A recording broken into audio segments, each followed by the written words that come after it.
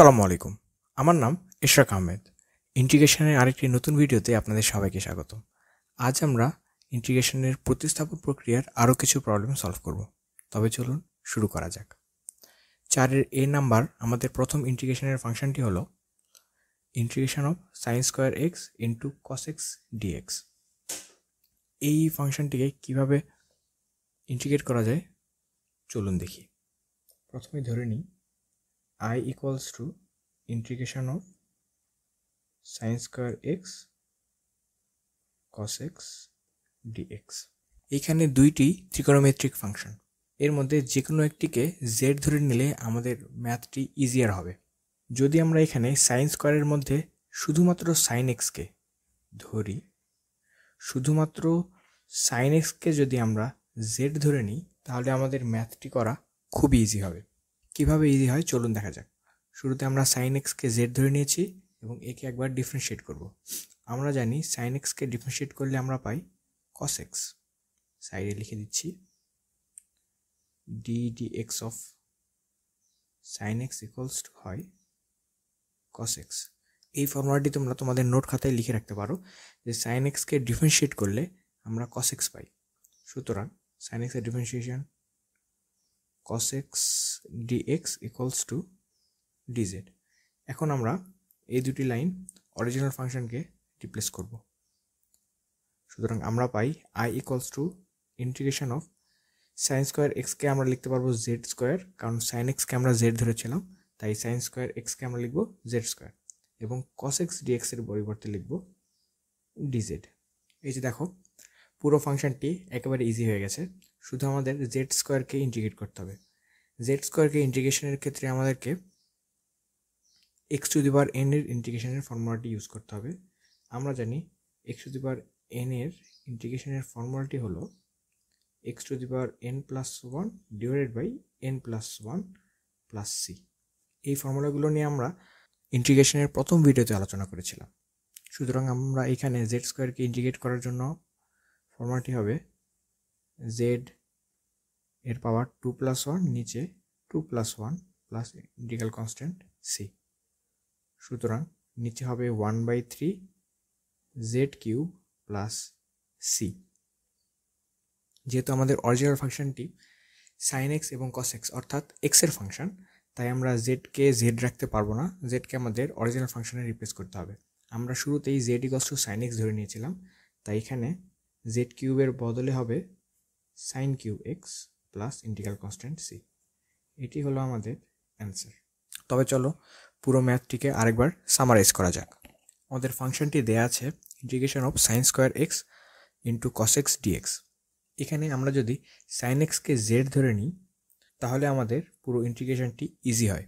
প্রতিস্থাপন প্রক্রিয়ায় সাইন এক্সকে আমরা জেড ধরে নিয়েছি এবং আমরা জানি সাইন এক্সকে ডিফারেন্সিয়েট করলে আমরা পাই কস এক্স, তাই আমরা এখানে লিখেছি cos x dx equals to dz. এরপরে আমরা অরিজিনাল ফাংশনটিকে জেড এ রিপ্লেস করব, তাহলে আমরা সাইন স্কোয়ার এক্সের বদলে লিখেছি জেড স্কোয়ার এক্স, এরপর কস এক্স ডিএক্স এর পরিবর্তে লিখেছি ডিজেড। তারপরে x to the power n এর ফর্মুলা থেকে আমরা পাই এক্স টু দি পাওয়ার এনকে ইন্টিগ্রেট করলে হয় x to the power n plus one divide by n plus one. সুতরাং জেড স্কোয়ারকে ইন্টিগ্রেট করে আমরা পেয়েছি z cube divide by 3 plus integral constant c. তারপরে যেহেতু জেড হচ্ছে আমাদের অরিজিনাল ফাংশন নয়, তাই একে আবার এক্সের ফাংশন নিয়ে রিপ্লেস করে দিতে হবে। তাহলে আমরা জেড কিউবের পরিবর্তে লিখতে পারি sine cube x plus c. এরপর চলো পরের ম্যাথে আগানো যাক। এখানে আমাদের 4-এর বি নাম্বার প্রবলেমটি হলো 1 plus cos whole square into sine x d x. সুতরাং ধরে নিই I equals to integration of 1 plus cos x whole square sine x d x. এইখানে আমরা দেখতে পাচ্ছি 1 প্লাস কস এক্স পুরাটার উপর হোল স্কোয়ার আছে, তাই এইখানে 1 প্লাস কস এক্স পুরাটাকেই আমরা জেড ধরে নিব। রিপ্লেসমেন্ট মেথডে 1 plus cos x equals two আমরা ধরে নিলাম জেড। এখন আমরা জানি কোনো কনস্ট্যান্টকে ডিফারেন্সিয়েট করলে আমরা পাই 0 এবং কস এক্সকে ডিফারেন্সিয়েট করলে d d x of cos এক্সকে ডিফারেন্সিয়েট করলে আমরা পাই মাইনাস সাইন এক্স। এই দুটি হলো আমাদের ফর্মুলা। এই ফর্মুলা দুটি তোমরা তোমাদের নোট খাতায় লিখে রাখো, তাহলে পরবর্তীতে যখন তোমরা নিজেরা প্রবলেম সলভ করবে তখন ইজি হবে। তাহলে 1কে ইন্টিগ্রেট করলে আমরা পাই 1কে ডিফারেন্সিয়েট করলে আমরা পাই 0 এবং cos xকে ডিফারেন্সিয়েট করলে আমরা পাই minus sin x dx equals to dz। তাহলে এখানে অরিজিনাল ফাংশনটিকে এখন যদি রিপ্লেস করি, i ইকুয়ালস টু লিখতে পারবো integration of 1 plus cos x এর বদলে z আসে, তাহলে z যেহেতু পুরোটার উপর হোল স্কোয়ার আছে তাই আমরা লিখতে পারবো z স্কোয়ার, তারপর sin x dx এর পরিবর্তে আমরা লিখবো মাইনাস dx। আমি আবার বলছি, এখানে যেহেতু cos x কে ডিফারেন্সিয়েট করে আমরা মাইনাস sin x dx পাইছি, কিন্তু আমাদের ফাংশনে দেওয়া আছে sin x dx, তাই sin x dx এর পরিবর্তে আমরা লিখবো মাইনাস dz। তাই এখানে লিখলাম dz এবং পুরো ইন্টিগ্রেশনটির সামনে মাইনাস। এরপরে আবার আগের মতো ইন্টিগ্রেট করে দিলে আমরা পাই নেগেটিভ z স্কোয়ারকে ইন্টিগ্রেট করলে পাবো z cube divide by 3 plus integral constant c। তাহলে এখন z কে যদি আবার অরিজিনালি 1 প্লাস cos x ধরে নিয়েছিলাম সেই ফাংশনটিতে আবার রিভাইভ করি, তাহলে আমরা পাবো 1 plus cos x whole cube plus integral constant c। এটি হলো আমাদের অ্যান্সার। চলো পুরো ম্যাথটিকে আরেকবার সামারাইজ করা যাক। এখানে 4-এর বি নাম্বার প্রবলেমে বলা আছে integration of 1 plus cos x whole square into sin x dx। যেহেতু 1 প্লাস cos x পুরোটির উপর হোল স্কোয়ার আছে তাই আমরা 1 প্লাস cos x কেই z ধরে নিয়েছি। এরপরে একে ডিফারেন্সিয়েট করতে হবে। আমরা জানি কোনো কনস্ট্যান্টকে ডিফারেন্সিয়েট করলে আমরা পাই 0 এবং cos x কে ডিফারেন্সিয়েট করলে আমরা পাই মাইনাস sin x। তাই 1 এর পরিবর্তে ডিফারেন্সিয়েট করে আমরা পেয়েছি 0 এবং sin x এবং cos x কে ডিফারেন্সিয়েট করে আমরা পেয়েছি মাইনাস sin x dx।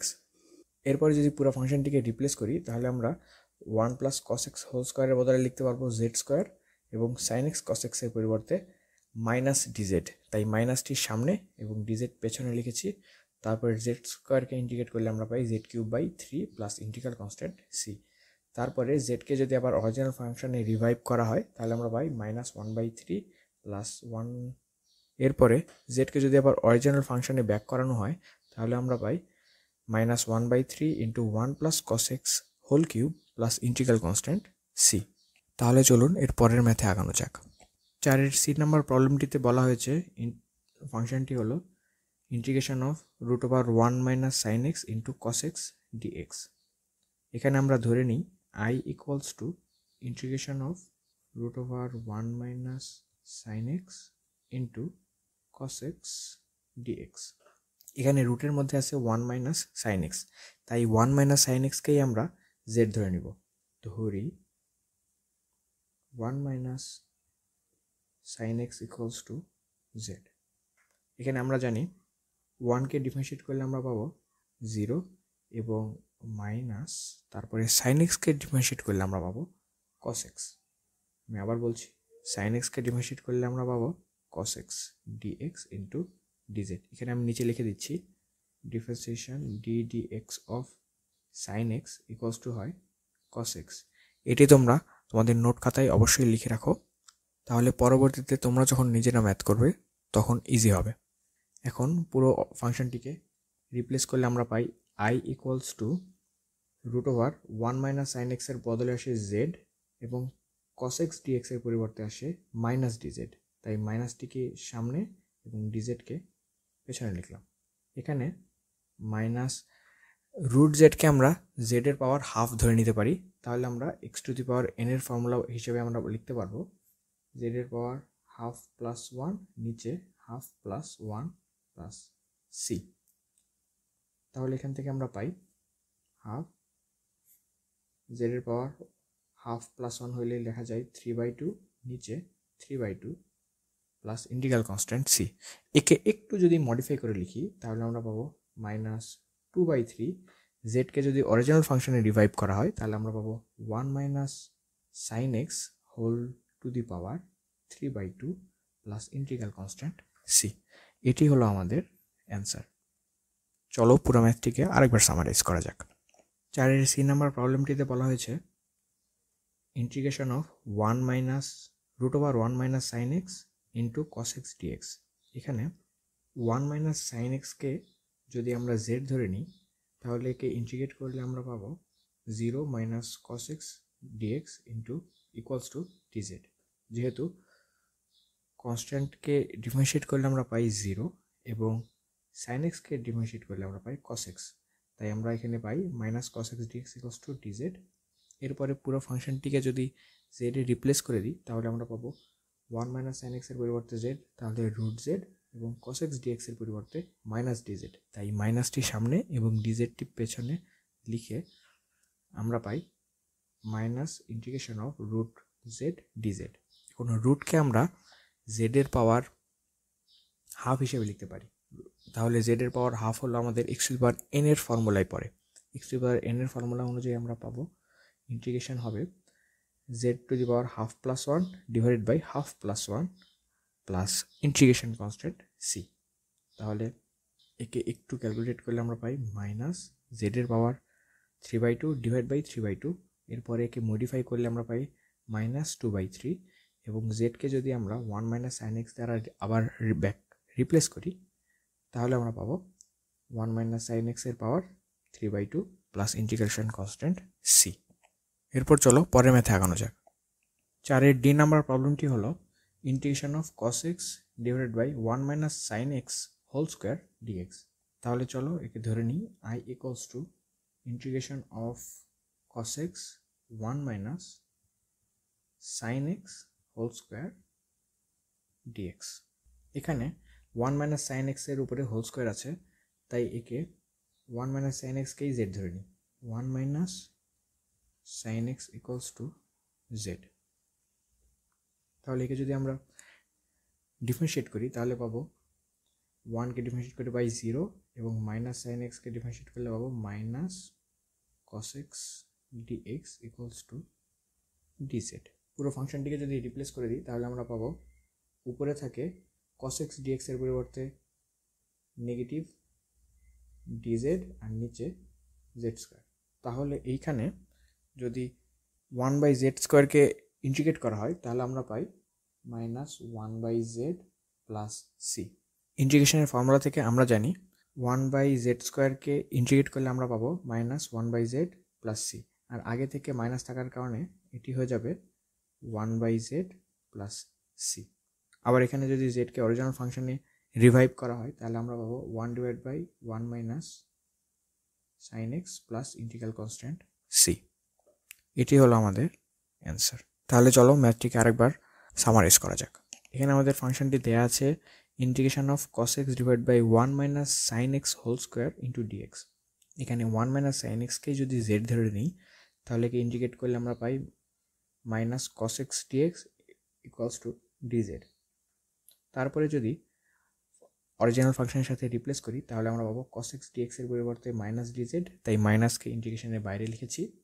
তারপরে 1 মাইনাস সাইন এক্স হোল স্কোয়ারকে লেখা যাবে জেড স্কোয়ার। তাহলে এখানে পুরো ইন্টিগ্রেশনটি খুব ইজি হয়ে যায়। আমরা জানি 1/x স্কোয়ারকে ইন্টিগ্রেট করলে আমরা পাই মাইনাস 1/x। ঠিক সেরকম 1/z স্কোয়ারকে ইন্টিগ্রেট করে আমরা লিখেছি minus 1/z plus integral constant c, আর আগে থেকে বাইরে একটি মাইনাস ছিল তাই অ্যাজ ইট ইজ মাইনাসটি লিখেছি। এরপরে মাইনাসে কাটা গিয়ে থাকে প্লাস, তাই 1/z plus integral constant C. এরপরে অরিজিনাল ফাংশনকে জেড দ্বারা রিপ্লেস করেছি, তাহলে আমরা পাই 1 divide by 1 minus sine x plus integral constant C. তাহলে আমাদের 4 নম্বর প্রবলেমটি শেষ হইল। তাহলে চলো 5 নম্বর প্রবলেমটি সলভ করব। আজকের ভিডিওটি একটু বড় হয়ে যাচ্ছে, বাট 5 নম্বর প্রবলেমটি আজকের লাস্ট। এখানে 4-এর ই নাম্বার প্রবলেমটি হলো tan inverse x divide by 1 plus x square dx. এই প্রবলেমটি খুবই ইজি এবং খুবই ইম্পর্টেন্ট। এই টাইপের ম্যাথ আমাদের সামনে খুবই কাজে আসবে। ধরে নিচ্ছি I equals to integration of tan inverse x নিচে 1 প্লাস এক্স স্কোয়ার ডিএক্স। এখানে tan ইনভার্স এক্সকে আমাদের জেড ধরে নিতে হবে। ধরি tan inverse x equals to z. তাহলে tan ইনভার্স এক্সকে ডিফারেন্সিয়েট করলে আমরা পাই 1 divided by 1 plus x square dx into dz. আমি আবার বলছি, ট্যান ইনভার্স এক্সকে ডিফারেন্সিয়েট করলে আমরা পাই 1/1 প্লাস এক্স স্কোয়ার। এটিকে ফর্মুলা হিসেবে লিখতে পারো d dx of tan inverse x equals to 1/1 plus x square. তাহলে এখানে এখন যদি আমরা অরিজিনাল ফাংশনের সাথে চেঞ্জ করি তাহলে আমরা ট্যান ইনভার্স এক্সের পরিবর্তে লিখব জেড এবং 1/1 প্লাস এক্স স্কোয়ার ডিএক্স এর পরিবর্তে লিখব DZ as it is, simple. এরপরে জেডকে যদি আমরা ইন্টিগ্রেট করি তাহলে আমরা পাবো z² / 2 plus integral constant C. এখানে জেডকে যদি আবার অরিজিনাল ফাংশনের সাথে চেঞ্জ করি তাহলে আমরা পাবো 1/2 ট্যান ইনভার্স এক্স এর square plus integral constant C. চলো পুরো ম্যাথটিকে আরেকবার সামারাইজ করা যাক। দেয়া আছে integration of tan inverse x divide by 1 plus x square dx. এখানে ট্যান ইনভার্স এক্সকে আমরা জেড ধরে নিয়েছি এবং আমরা জানি ট্যান ইনভার্স এক্সকে ডিফারেন্সিয়েট করলে আমরা পাই 1/1 প্লাস এক্স স্কোয়ার। এরপরে পুরো ফাংশনটিকে যদি আমরা জেড দ্বারা রিপ্লেস করি তাহলে আমরা পাবো ট্যান ইনভার্স এক্সের পরিবর্তে আসে জেড এবং 1/1 plus x square into dx এর পরিবর্তে আসে ডিজেড। তাহলে আমাদের পুরো ফাংশনটি ইজি হয়ে যায় ইন্টিগ্রেশন অফ জেড ডিজেড। এরপর জেডকে যদি আমরা ইন্টিগ্রেট করি তাহলে আমরা পাবো z² / 2 plus integral constant C. তারপর জেড যেহেতু আমাদের অরিজিনাল ফাংশন নয় তাই আমাদের পুরো ফাংশনটিকে আবার এক্সের ফাংশনে রূপান্তরিত করতে হবে। এই জন্য আমরা জেডকে আবার অরিজিনাল ফাংশন ট্যান ইনভার্স এক্সে চেঞ্জ করে নিয়েছি। তাহলে আমাদের অ্যান্সার হয় 1/2 ইন্টু ট্যান ইনভার্স এক্সের square plus integral constant C. তাহলে আজ এই পর্যন্তই। আজকের ভিডিওটি বেশ বড় হয়ে গেছে। এতক্ষণ আমাদের সাথে থাকার জন্য ধন্যবাদ। দেখা হবে পরের কোনো ভিডিওতে।